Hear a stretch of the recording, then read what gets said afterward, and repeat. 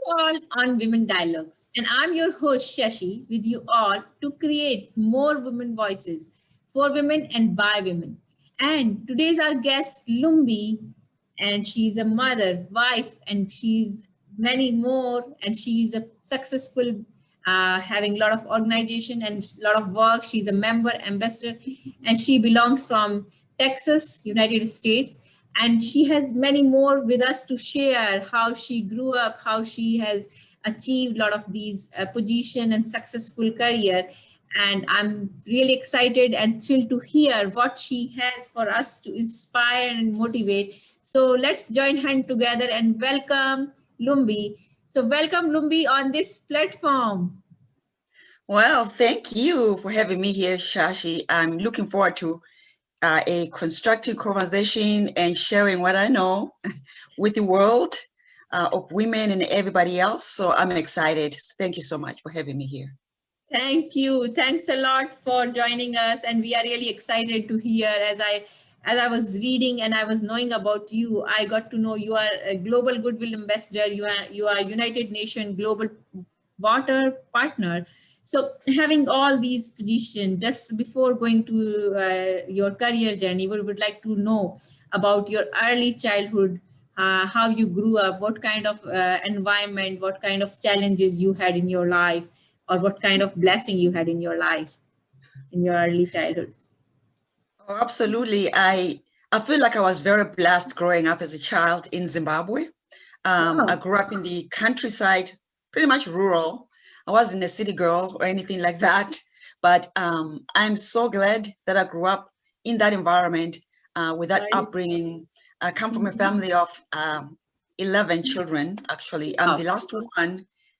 So being the last one has always been something that I cherish, something that I find beautiful because everybody spoils you and, you're just like, the baby of the world, baby of Right, the right. family.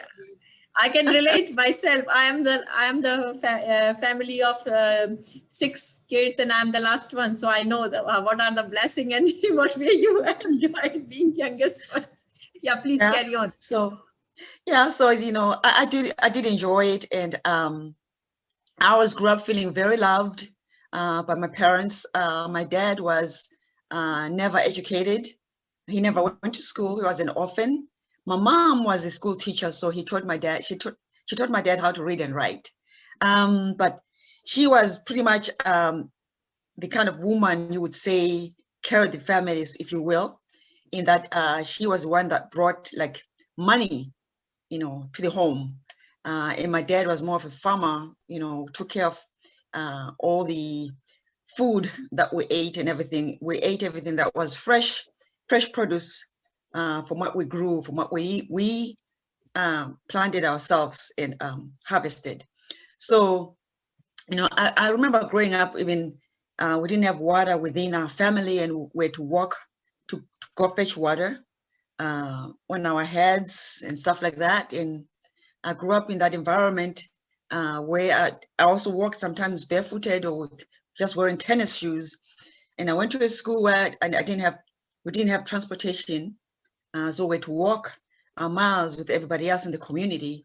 And all of that kind of taught me, how to, a different way of life. Now that I'm here in the US, I find that my upbringing as a child actually laid a very good background for me, a very good foundation for me as to who I am and who I became as a woman and as a mother and as a philanthropist. So I cherish that for the rest of my life. That's beautiful, and the way you took those, your life journey as a gratitude, with thankfulness, and the way you cherished. It's very important, and it's very nice, and I'm really happy to hear, because as you shared how you got connection with your roots, how you are taking those learning in your life when you are running a lot of position. You are a mother as well as you are philanthropist, you are running organization. So definitely, as you shared those values, it's always important to know and to realize and to see how we are connected with those our roots. So Lumbi, I just would like to ask, when you are sharing your childhood, you are sharing your journey. You grew up such environment as you was youngest child, but same time you lately you moved and you started your journey in United States. Currently you are running your organization for water, and you are for that you are associated with United Nations as well. How this idea came from? Is it something like, when I'm hearing from you your early childhood experiences, is it something I would like to hear those stories? Yeah, so I was never before a philanthropist. Maybe somewhere deep down in me, there was that part of me about philanthropy, and I just never found it until my father passed away. And Mm, just right before my father passed away, my father was a philanthropist himself, was a humanitarian, in mm, that he served the community and he gave a lot. Um, the stuff that he never had himself growing up is the stuff that he was giving people. That was what I'm trying to say is that he gave people the opportunity that he never had. So, and I guess growing up, I kind of, had that in the back of my mind, but it never really played in that much. It never really weighed in that heavily on me until he passed away. And that's when he wanted, at his deathbed, that's when he said, he asked if his children could continue his work, to finish his work that he had started at Igosi Horse Clinic, where he was mm, helping women to have maternity wing, so that they will have, maternity beds, delivery beds, and, recovery mm, beds. mm. So he was kind of pretty much refurbishing the clinic. Uh-huh. So that's when I would say I started the journey to becoming who I am today, in that I actually went there to see the project because I wanted to find out what it was about, these people that he was helping. So, but when I got there, they seemed to not really be so much into what my father wanted for them. They were not really so eager to get like the clinic revitalized and all this stuff. They were more into like water. And I kind of wondered why water. But obviously there was a reason, because people were getting sick. But if you don't have water, as you know, water is like the source of life. So, and I agreed. I took the challenge. I said, okay, fine, I'll give you water. And because I was so naive, I didn't know that actually to give water to a community takes a lot of effort. And I took the challenge thinking that it was going to be something I was going to do in one day or two and be done with it. And then Right. I'll be able to say, you know what, I got what my father wanted done, and check mark is done. But I fell in love with it because it was more than just a one-day thing. It was more of Right. like really being involved and being part of the community and giving them what they want, not what we want. So that's when I started this water journey. It's something I stumbled upon. I keep saying that to a lot of people. I stumbled upon this, not because I wanted it, but because it was more of a discovery for me when I got there and found out that this was the issue. So that's how I started the nonprofit JB Dondolo, which is named after my father, JB Dondolo, because it serves as a constant reminder to me of his work and his legacy. I really want to keep his legacy alive, of helping people get out of poverty and all this stuff. So even though now I'm into water, it's because water is something that I'm really passionate about, that I'm really starting to understand more about, and that I'm developing a connection to, because I know that women have such a strong connection with water. Because it reminds me again, as a little girl, as you asked earlier, as a little girl carrying water on my head, going having to go walk miles to go fetch water. It's not easy for a lot of families out there, for a lot of communities out there. We have to walk 19 miles a day. I never did Wow. have, I never did Mhm. walk 19 miles a day to fetch water, but Mm. they do walk Right. 19 miles a day. And I Mm-hmm. think that's a waste of time when that time could be spent on other things that are more productive for themselves, like getting out of poverty and getting those skills that they need to be entrepreneurs and to grow the economy and to grow their community. So that's why I'm in this water thing. That's beautiful, and the way you took this challenge and journey and keep your father mission as a legacy. That is really inspiring, Lumbi, you took this as a challenge, and you are, as you said, it is not one day work. When you feel like it's 1 or 2 day, and then when it's over, check done. But you took as a passion. You are continuing. How you're finding, like how what kind of impact you can see by this your work you are doing? Would you like to share some stories? Oh, absolutely. I sure do. I do remember when we installed the filtration system at Igosi Clinic. I do remember how challenging it was and how long it took us. And that when we finally got it, I do remember how many people in the community came over just to admire the system and just to touch it, to kind of feel. So what is this thing that's so beautiful? And there's water in it. I do remember the how much joy they had. And I also recall the vendor who installed the system calling me early in the morning at 7 a.m. in the US, asking Uh-huh. me, Lumbi, why do people love water so much? And me asking, what do you mean? He's like, Right. I've never seen people who hug the system so much and just like sleep by the system and just like embrace the system and just drink water so much. Like they've never seen it before. Right. And I said, he says, why do people drink so much water? Why do they love so much water? Why? I said, maybe because they've never had water before. Did you ever Hmm. think that these people have not had water and now they have it? Why can't Right. they rejoice? And I Right. remember him saying, but the problem is they are drinking so much water that is running, the tank is left empty. The Uh-huh. water that's supposed to last in the tank for 4 days now lasts in the tank for 4 hours a day, and that's it. And it's gone. Right. Right. And I said, well, then that's not a problem because that means everybody needs water. Water is a Right. human right. That just means that Right. we need to provide more water and people are Mm-hmm. thankful. So that gave me that kind of reassurance that what we do is very much needed because if people keep asking for water and asking for more, which is what they did in this case. They said, can you give us more systems, water systems, so that we can have our own and not have to come to the clinic to get to drink their water, want our own water in the community, and have the school have its own water, so that we don't have to be fighting over water. So that shows me that they're grateful and they appreciate what we've given them. That's beautiful. And the way you shared, like how one can feel they rejoice, and the kind of love that's not necessarily has to be something very, as we always count with the money or value. It can be simple thing like essential of life, water. And I love the way you shared this story.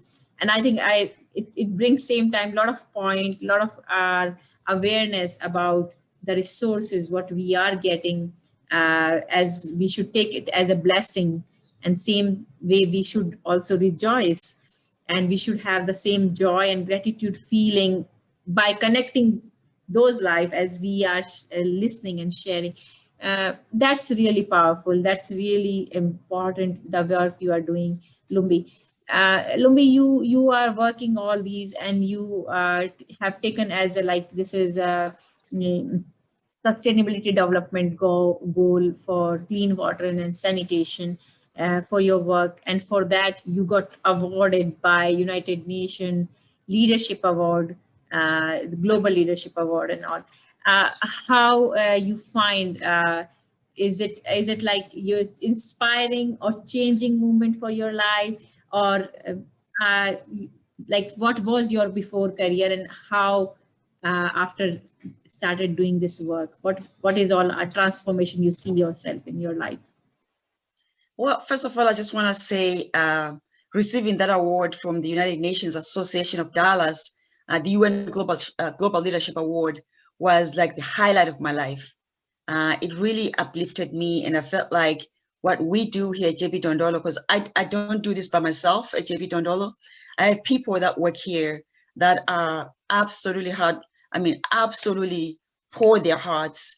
If I were to mention just a few names, like Rachel Svitanoff, Rhonda Bowen, she's no longer with us because she's taking care of her family.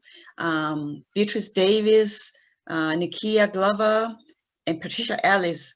I mean, they pour their hearts. And then we have the interns who are so committed that make JB Dondola the company for anyone to want to work for.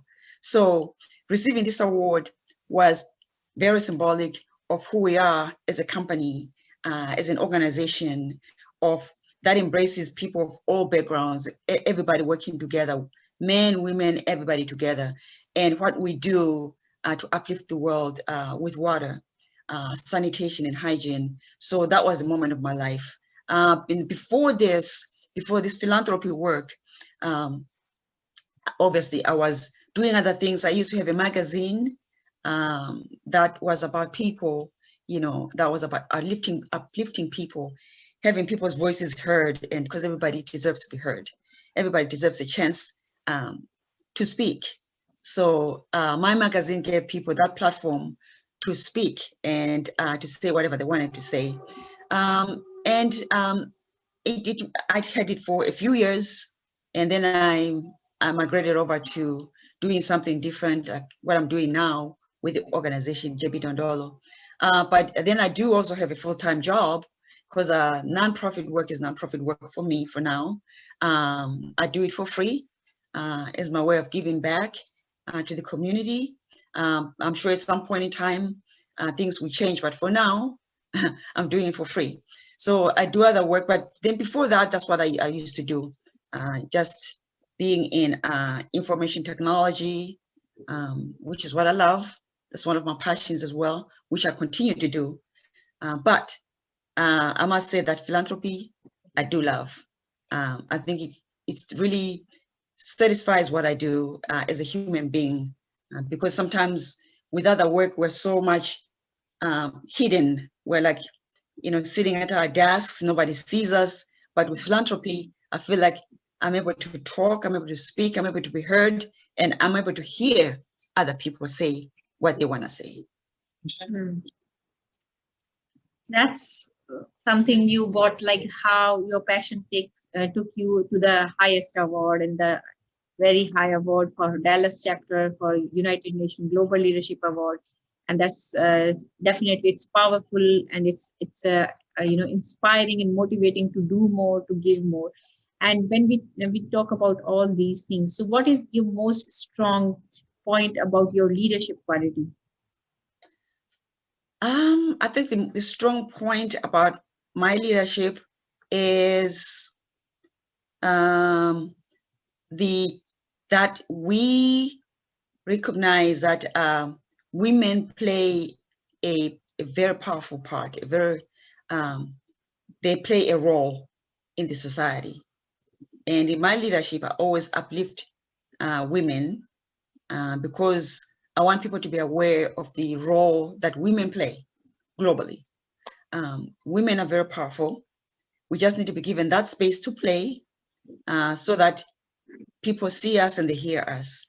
And I often say that, we'll never know how powerful women are if we don't allow them to speak. Most of the time, the people that don't speak or have not been given the opportunity to speak have something so powerful, and that could be life-changing, and that could be changing globally for everyone. And all we need to do is just give them that platform to speak and say something. So that is my philosophy in my leadership, is to give everyone the opportunity to speak and give them the space and the platform. That's wonderful. And the way you understood, and the way you are raising the voice for each one of female or developing their leadership qualities, it is remarkable. Lumbi, when we are talking about all the leadership qualities, the work you are doing, uh, would you like to bring some story along with you have seen changes over a period of time in someone's life, maybe with your this leadership work which you always try to create in the women? Oh yeah, I see changes all the time. I do see how much people tend to gravitate towards what we're doing now, especially after the pandemic. There's Right. this movement of women that say that women, there's this gender equity, gender equality movement, Right. So I think what we're doing is more in line with that. And I see the excitement, I see the motivation behind that. More and more people wanting to get engaged and wanting to be a part of what we do. because we're not just into water. They're seeing that we are really embracing the UN Sustainable Goals, development goals, such as, like I said, not just water, SDG 6, but also no poverty, SDG 1 and SDG 5 for gender equity. So they're seeing that we're not just a water company. We're tying all that together, because if we put women at the center of recovery efforts or rebuilding efforts, then there's a chance that we can get women out of poverty, because women are stuck with the water. You know that these women mostly were disadvantaged. They're the ones that collect the water. They're the ones that have to walk miles and miles carrying water on their heads. We don't see men carrying water on their heads, right? So if we get women and girls out of poverty first, out of the cycle of poverty with water, then it gives women not only dignity, but a chance to become entrepreneurs, And also for girls, it gives them the opportunity to go back to school instead of staying away because they're in their menstruation periods and they can't go to school because there's no water. Right. But so if the facilities have water within school, so girls can go to school and be educated. So the water thing is more than just water. It's about women. It's about getting out of poverty. It's about everybody coming to the table. We all need to come. We all need to have a seat at the table and talk about this thing. Men and women, everybody, all types of people need to come together and discuss these issues. Right. Yeah, that's important. The way you said that we all need to come together and talk about it. It's not just about only water, or it's just not about only sanitation. It brings a lot of issues. It brings all the people together, and we all need to work together to empower women, girls, and even all genders. I must say. And when we talk about it, what way you see your future plans for your work and all? My future plans are, really to grow. I want to grow my company, my nonprofit, make it stronger and attract more people to my company to work with us, not because I just want to grow the company, but because we need diverse, backgrounds and diverse talents so that we can do better with what we do. So that's where I see us doing more work in the communities and spreading to other countries as well, not just in Zimbabwe, Africa, or the US, but in other countries as well, when we've grown. So that is my direction and that's my future. I think that's very inspiring, and I wish you all the very best to get all the success and achieve your all future plans. But when we are talking all about it, when we are talking and seeing your journey, your career journey, you are having now your own company, your work, and you have shared your childhood. What message would you like to give to the audience and our viewers, or especially the women who are listening and watching us? Mm-hmm. Yeah, the message I would like to give is that, as one, I'm powerful, but together we're a powerful force that can change the world. I cannot change the world by myself, but with everyone working together collectively, we sure can. And I know that the water issues are everywhere, not just in the places where I work, but I think that if we all come together again, all sectors, private, public, and all sectors, and work together, have a seat at the table and discuss about how we're going to tackle this problem of gender equality and get out of poverty, I do see that there's really an opportunity for us to focus on other things, other than just water or gender violence, all the stuff. And there's so many things we can focus on that build us as a people and that build us globally. And that make us better people, that make us people that see each other, with this lens that say we are equal everywhere. And that's what I'm aiming for that. And I'm hoping that everybody can join me in this effort at jbdondolo.org. We can all work together. We can change the world together. Thank you. That's very powerful and that's very empowering. And I hope people can get inspired. They can join your mission, and we can all achieve our purpose and mission, what we are aiming for. And last but not least, what way you feel the platform like Women Dialogue is needed so much? I think your platform, Shashi, is so powerful. It is a beautiful platform. I like Women Dialogues because it's everywhere. Like you're telling me before we started that you're in so many countries now. Is it what, 36? Yeah, 37 countries we have crossed so far. There you go. So I think it's a big platform. I think people should look at you as that platform that we want to uplift and that want to be on all the time. All kinds of people, people who have not been heard and people who have been heard.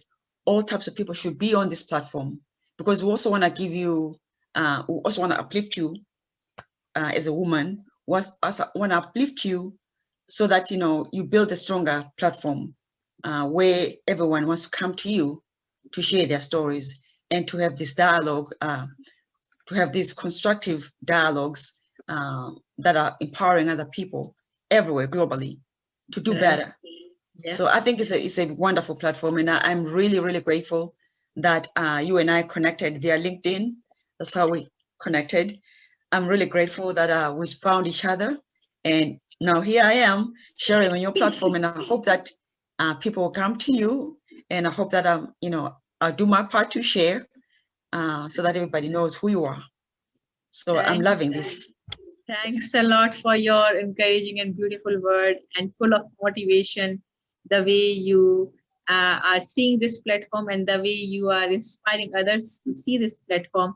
Yes, we do inspire, we do motivate, and we want to empower millions and millions of life and create a voice for women where they can feel themselves what way they are as authentic, whether they have any background, anything. That's we want to create that diversity. We want to bring empowerment and upliftment for them, but same time those are hearing and listening and watching us, they might be silent, but they have maybe some similar kind of challenges. And I hope by listening our beautiful speaker like you, who is sharing her journey about early childhood, how you have seen this water thing, and how you find those dots got connected, and it made your purpose, it made your mission for your life. And I think that way it is inspiring and motivating for each one of us. Thank you so much, Lumbie, for giving your time to be on our platform, and I wish you all the very best. Thank you. Thanks a lot. Thank you so much, Shashi, and I cannot wait to promote your show. Thank you. And thanks to all our viewers who are listening and watching us. And thanks for becoming part of Women Voice and Women Dialogues. Please connect with us. Please share, subscribe, like. Thank you. See you in the next episode. And remember, don't forget to check the Lumbie's work. Her details are available in the description as well. See you next time. Till then, take care. Bye-bye.